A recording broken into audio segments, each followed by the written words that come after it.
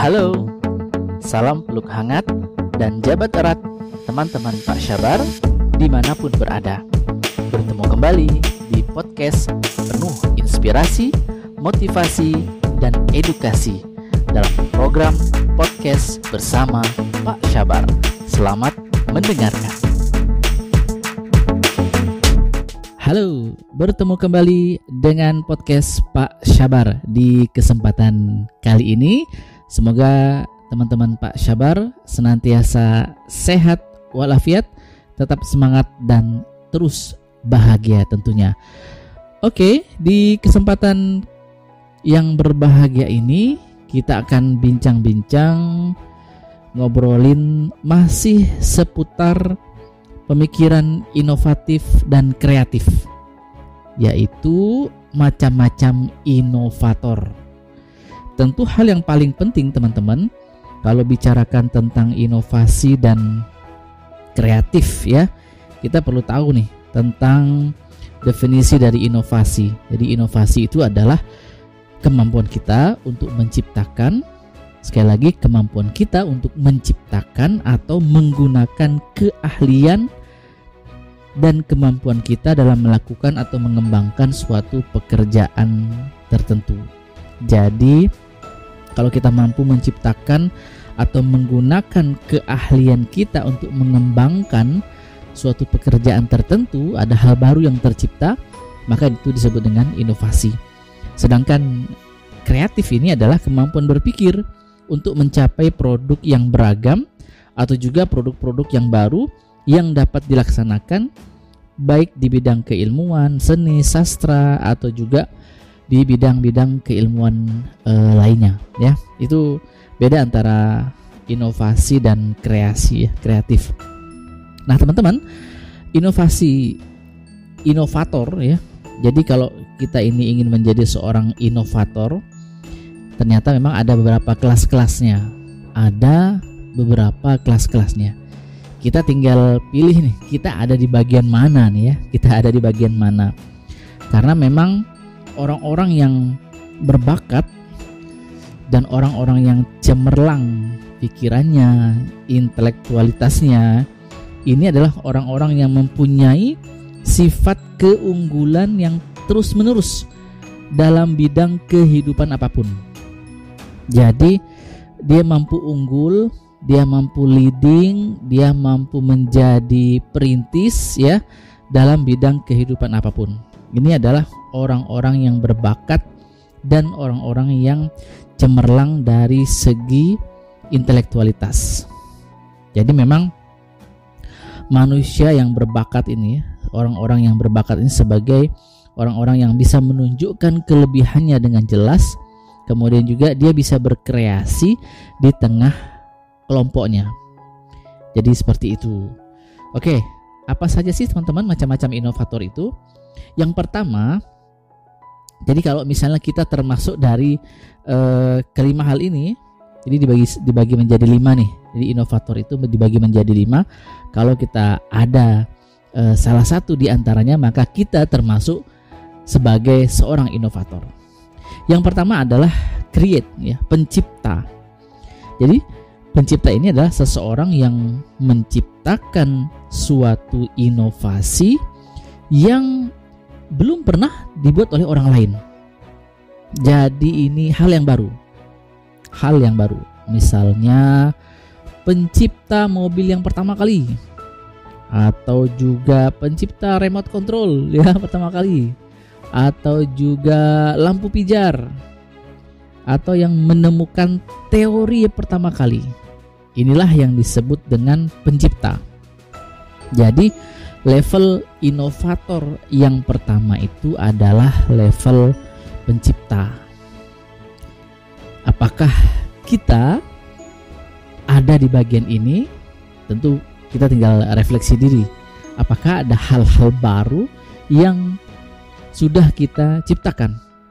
Apakah ada suatu inovasi baru yang kita buat yang belum pernah diciptakan, dikreasikan oleh orang-orang sebelumnya? Kalau ada, maka kita disebut dengan pencipta, creator. Oke, itu level pertama ya. Level kedua adalah penggubah.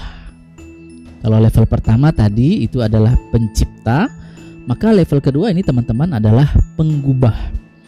Penggubah ini adalah orang yang melakukan perubahan-perubahan pada kreasi pertama tadi. Jadi sudah diciptakan nih, misalnya ada menciptakan mobil ya, mobil sudah diciptakan, sudah dibuat.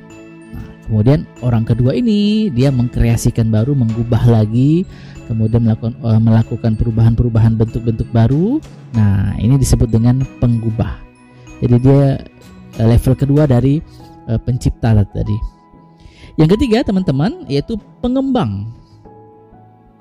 Yang pertama pencipta, yang kedua itu penggubah, yang ketiga ini adalah pengembang. Inovator yang ketiga ini adalah pengembang. Memang hampir mirip-mirip dengan penggubah, tetapi skillnya atau kemampuannya ini dalam memberikan tambahan perbaikan dan pengembangan lebih lanjut. Terutama misalnya orang-orang ini melakukan kajian dan mengajukan konsep-konsep baru. Jadi memang ini bisa jadi ini level ketiga dari penggubah tadi. Ya, penggubah hanya membuat hal baru dari pencipta, membaguskannya. Nah, pengembang ini mungkin ada tambahan, kalau mobil ya misalnya ada tambahan auto drive misalnya ya, kemudian juga fasilitas-fasilitas lain. Jadi ada hal-hal baru yang kemudian terus melakukan terjadi pengembangan-pengembangan dari produk yang sudah dibuat sebelumnya. Nah, ini disebut dengan pengembang.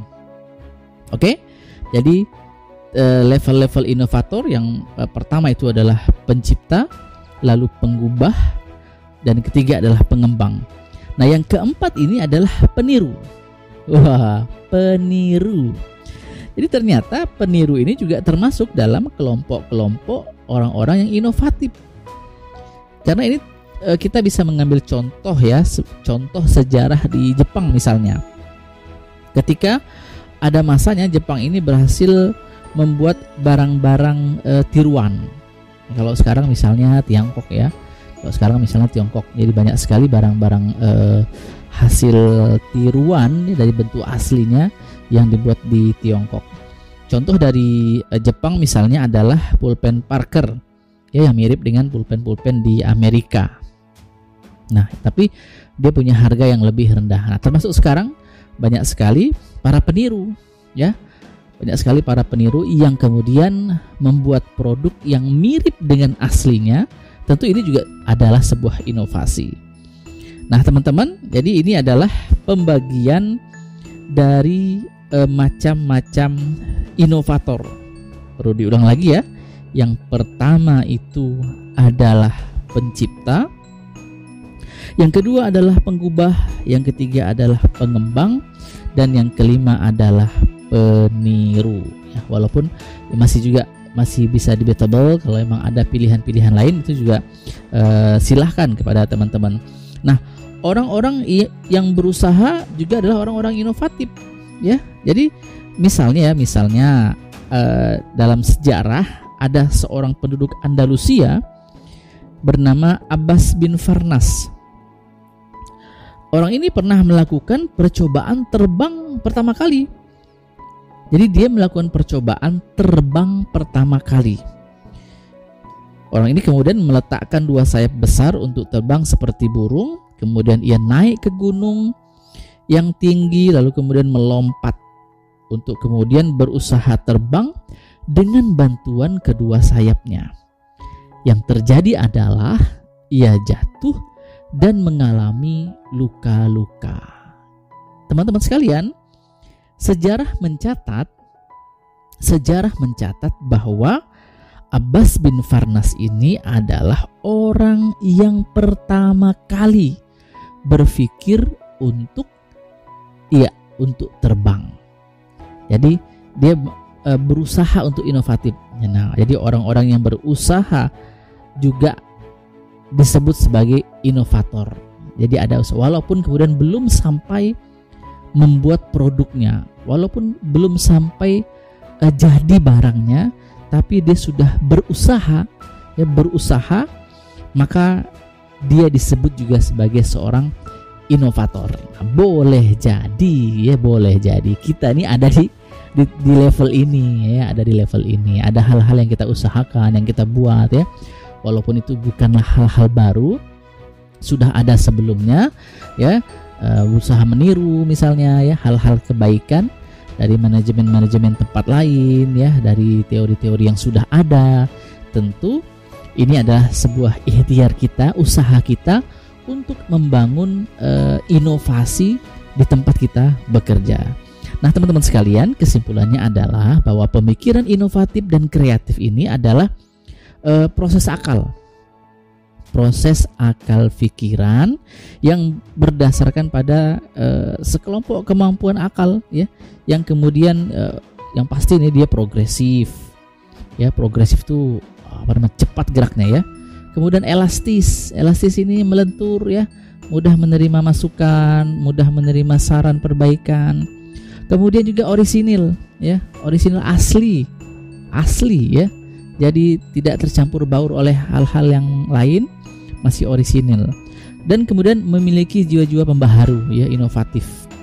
Dan yang terpenting adalah bergantung kepada lingkungan. Ini yang paling penting, bahwa inovasi dan kreasi itu bisa muncul, bisa tumbuh dan berkembang ketika ada lingkungan yang mendukungnya, ketika ada lingkungan yang mensupportnya untuk melakukan pemikiran yang seperti itu, sehingga kemudian akan menghasilkan inovasi baru, produk-produk inovatif, solusi-solusi inovatif terhadap masalah-masalah yang ada.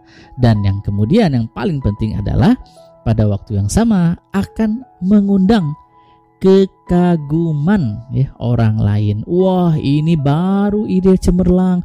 Wah, ide kamu memang mantap boy.